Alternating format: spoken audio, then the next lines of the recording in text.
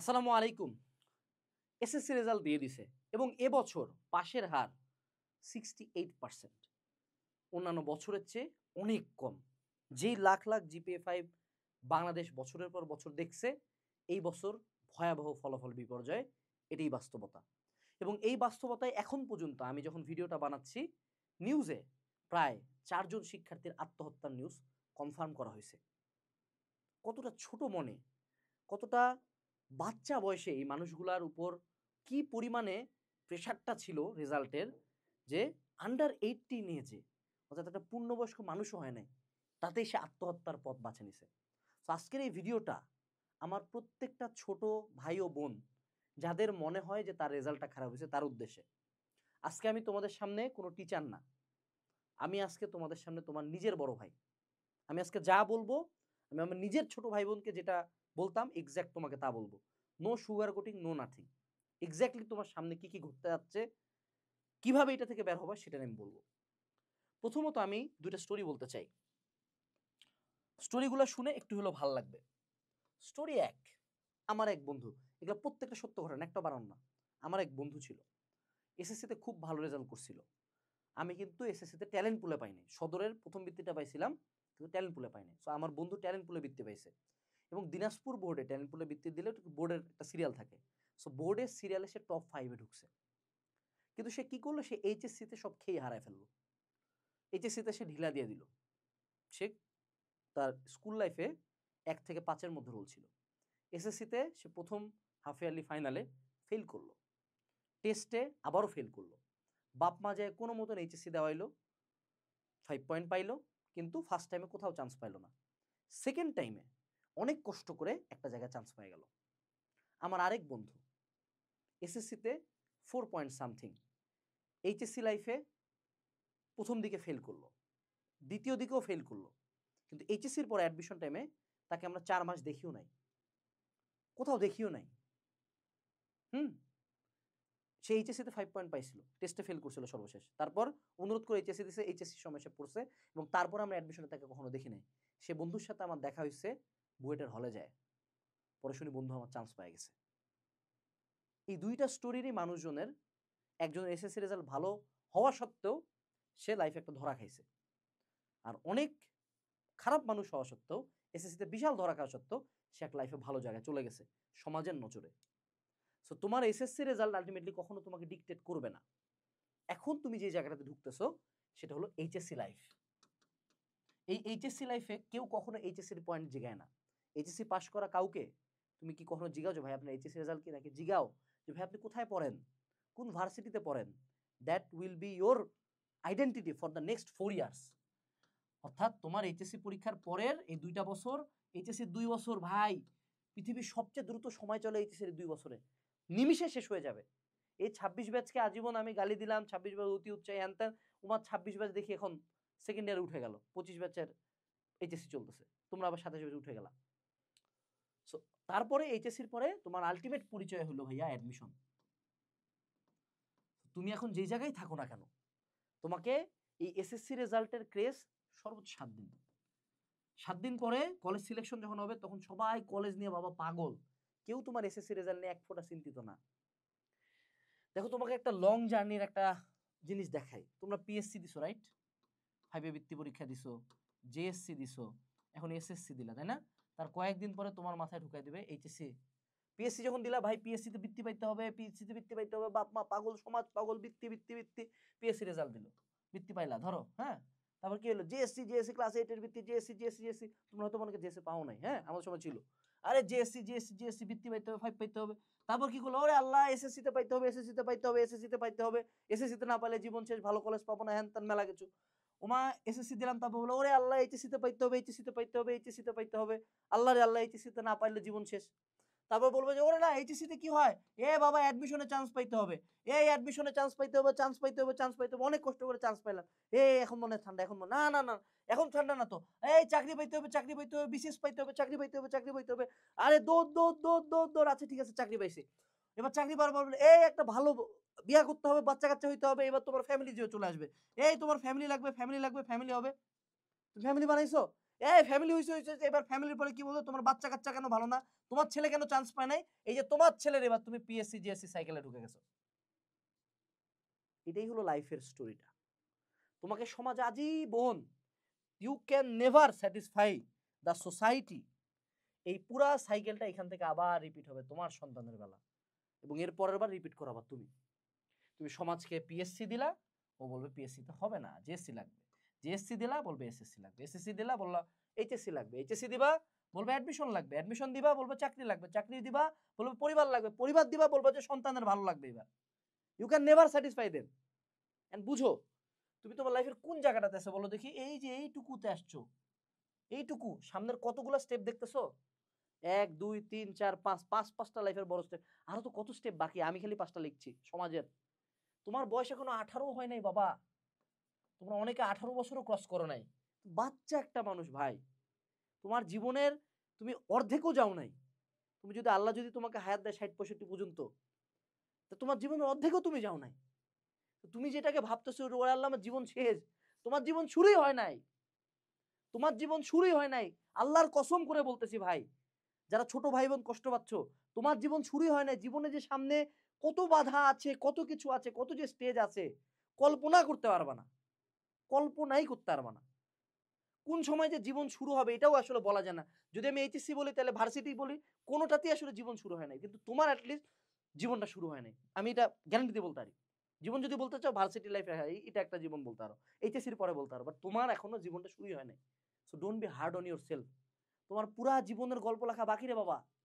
সমাজ তোমাকে আজীবনই একের পর এক লাফায় বাড়াবে। তুমি সবগুলাতে ভালো করবে রে ভাই, তাও তোমাকে দেখতে পারবে না। তো তুমি কার জন্য এত কষ্ট পাচ্ছ?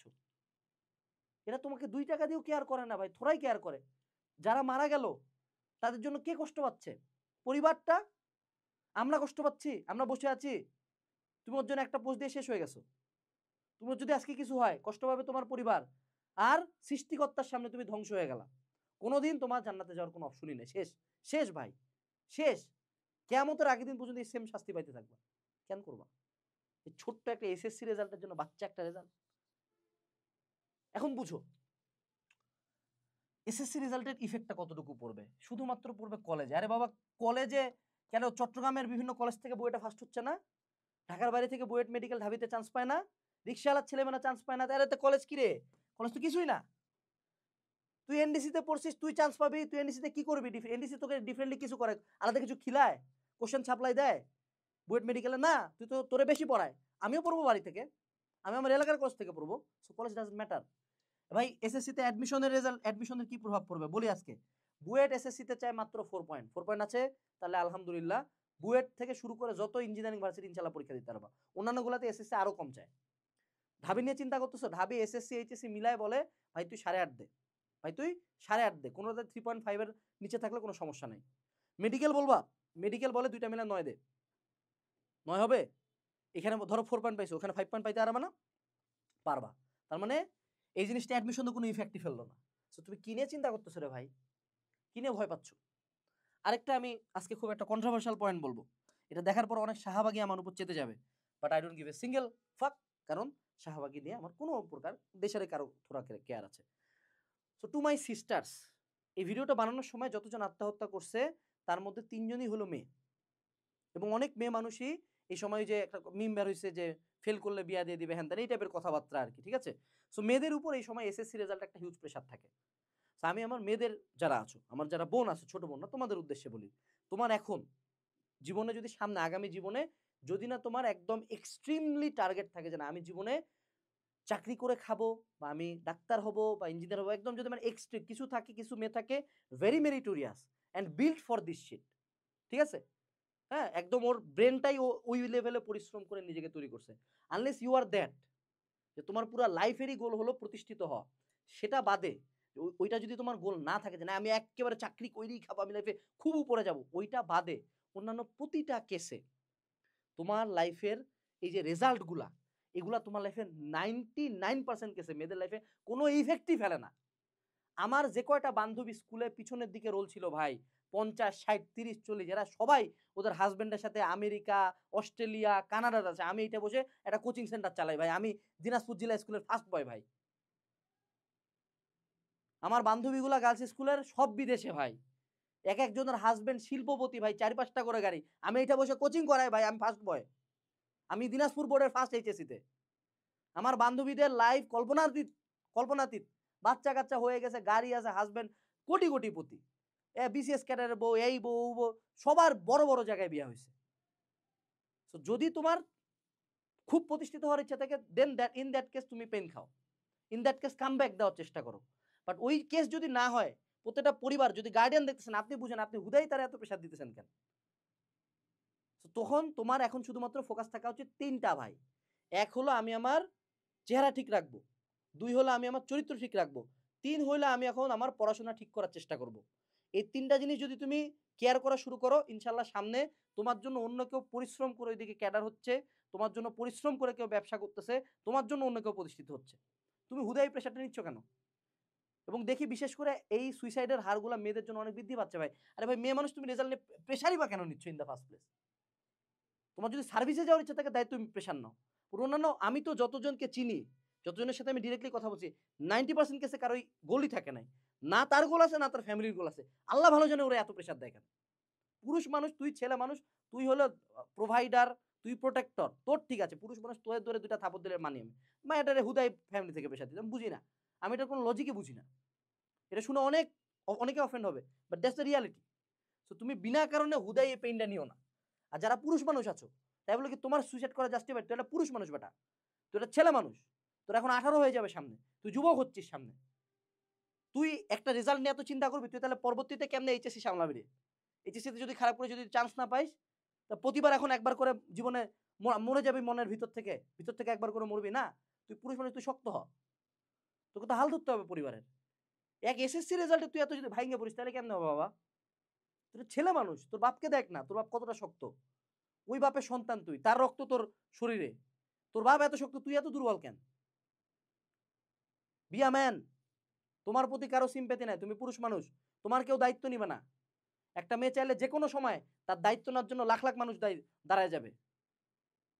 তুমি একটা পুরুষ মানুষ, তোমার কেউ দায়িত্ব নিবে না। নিজেকে যদি মাটিতে পড়ে গেছে, কে তোমার উঠাবে? আল্লাহর উপর বিশ্বাস থাকে, নিজে ঠেলা দিয়ে উঠবা যে আমি উঠবো এবার। ঠিক আছে? আচ্ছা, এরপরে আসো, অ্যাডমিশন নিয়ে তো কথাই বলছি। বলো তো, বাংলাদেশের ভর্তি পরীক্ষায় যে খাতা দেয়, বুয়েটের খাতায় আসলে লেখার অপশন থাকে, বুঝছো? তোমার এসএসসির পয়েন্ট কত, তোমার এইচএসসির পয়েন্ট কত, তোমার নাম কি, তোমার স্কুলের নাম কি, তোমার কলেজের নাম কি, এগুলো কোনো কিছু লেখার অপশন থাকে? মেডিকেলে থাকে, ঢাবিতে থাকে, রাবিতে থাকে, চবিতে থাকে, এনএসইউতেও থাকে? কোনো জায়গায় থাকে না। ভর্তি পরীক্ষার খাতায় শুধুমাত্র একটা জিনিস লেখার অপশন থাকে, সেটা হলো রোল নাম্বার, এবং এই রোল নাম্বারটা র্যান্ডমলি জেনারেটেড। যে কে কখন ফর্ম তুলছে ওই অনুযায়ী একটা র্যান্ডমলি জেনারেট করে দিছে। এই রোল নাম্বার, তোমার নামও থাকে না, তোমার কলেজ থাকে না, তোমার এসএসসি থাকে না, কিচ্ছু থাকে না। তোমার অ্যাডমিশন পরীক্ষায় তোমার প্রতিনিধিত্ব করে তোমার খাতা, তুমি পরীক্ষার খাতায় কি করে আসছো, দ্যাটস ইট। তো যেই রেজাল্ট নিয়ে তুমি পাগল হচ্ছ, সেটার অ্যাডমিশনে 2 টাকার কোনো দাম নাই। স্কুল লাইফের ফার্স্ট বয় লাইফে কিছুই করতে পারে নাই, লাখ লাখ উদাহরণ আছে। স্কুলের লাইফের 50-60 রোল লাইফে সব অ্যাচিভ করে ফেলছে, লাখ লাখ উদাহরণ আছে। সো তোমার উদাহরণ যাতে মানুষজন দিতে পারে সামনে, সেটার জন্য আগাও। এর পরবর্তীতে কলেজ, কলেজ নিয়ে তো একবার বলছি রে বাবা, যে খারাপ কলেজ থেকে বরঞ্চ ভালো জায়গায় চান্স পাওয়া সোজা। কেন বলি? কারণ তখন মনের মধ্যে একটা আগুন থাকে। খারাপ স্টুডেন্ট যে এসএসসিতে খারাপ করছে, তার জন্য এইচএসসিতে কামব্যাক দেওয়াটা সোজা। আমাদের অসংখ্য ফ্রেন্ড যাদের স্কুলে 30 রোল 40 রোল ছিল, 20 রোল, এরা হঠাৎ করে কলেজ লাইফে দেখবা সামনের দিকে, কলেজের পজিশনে হঠাৎ করে সামনে। আর দেখবা কলেজের 1 থেকে 10 আমি তোমাকে গ্যারান্টি দিলাম, তোমার স্কুলের 1 থেকে 10 রোল যেগুলো আছে, এগুলার তুমি নামগুলো খেয়াল রাখো।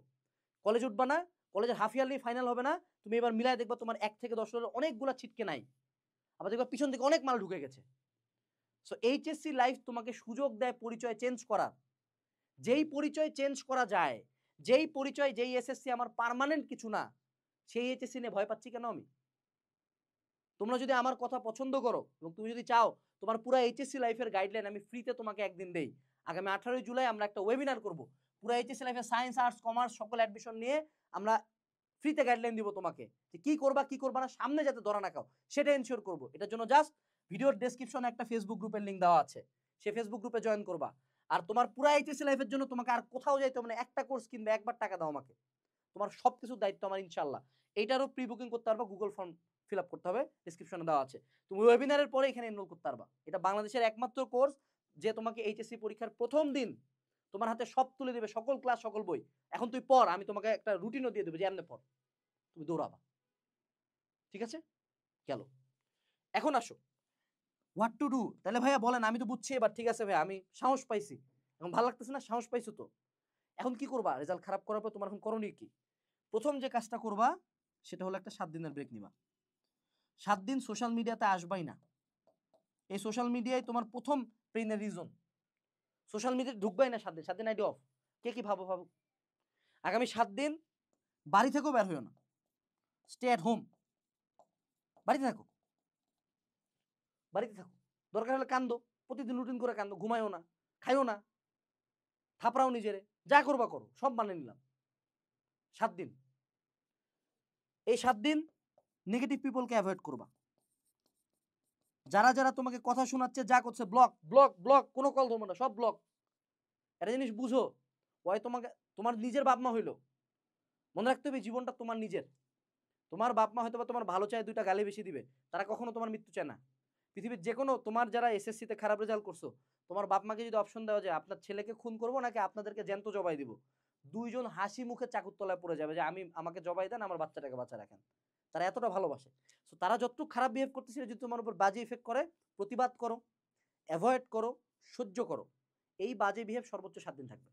তারপর এইচএসসি শুরু হবে, নতুন জিনিস চলে আসবে, চলে যাবে। কোনো বাজে পথে যাবা না, লাইফ এখানে থামবে না। ঠিক আছে, গেল। নেগেটিভ পিপল আমরা অ্যাভয়েড করব। 7 দিন পরে কি করব বলো তো? 7 দিন পরে আমাদের কাজ হবে কলেজ সিলেকশন নিয়ে একটু ঘাটাঘাটি করা, যে আমি আমার এই রেজাল্টে কোথায় কোথায় পড়তে পারবো। বন্ধুদের সাথে আলোচনা করো। তোমার দলই ভারী রে ভাই, খারাপ রেজাল্টের দলই আজীবন ভারী। ভালো রেজাল্ট কয়জন করে? টপ 10% করে। এবং 7 দিন পরে কি করব? এইচএসসি লাইফ নিয়ে একটা কামব্যাক দিব। 7 দিন পরে আমি বলবো, ঠিক আছে মামা, আমার যেমন এসএসসির পরে এনডিসিতে চান্স পাইনি, তো ঠিক আছে মামা, আমি তো পড়ে গেছি না, আমি তো চান্স পাইনি কলেজে, ভালো কলেজে পাই নাই, ঠিক আছে এবার তোর উত্তরটা আজকে দিব না, 2 বছর পরে দিব। বোর্ড ফার্স্ট 15টা ভার্সিটিতে চান্স, 3টা ভার্সিটির ফার্স্ট, নে খা। এখন তো তুই আমার নাম শুনবি। তখন ওই স্টেটমেন্ট আমি দিছিলাম। সো তোমাকেও এই স্টেটমেন্টটা দিতে হবে। এবং এখন থেকে ঠিক গুনে গুনে 7 দিন পরেই কিন্তু আমাদের একাডেমিক টু অ্যাডমিশন ওয়েবিনার হবে ইনশাআল্লাহ। সো আজকে ফেসবুক গ্রুপটাতে জয়েন দাও, গুগল ফর্মটা ফিল আপ করে দাও। সবশেষে শুধু একটা কথাই বলতে চাই, আজকে থেকে গুনে গুনে 2 বছর পরে পিছন ফিরে আজকের দিনটাতে তাকায় তোমার যদি হাসি না লাগছে, তাহলে আমার নাম আনাস না। এই রেজাল্টটা এতটাই বোগাস। তুমি যে রেজাল্ট নিয়ে পেইন খাচ্ছ, তুমি নিজেই হাসবা যে এইটা নিয়ে কেনই বা চিন্তা করছিলাম। Best of luck. কামব্যাক দিতে হবে, আমি তোমাদের সাথে আছি ইনশাআল্লাহ, শেষ পর্যন্ত থাকবো। হার মানা যাবে না। টাটা।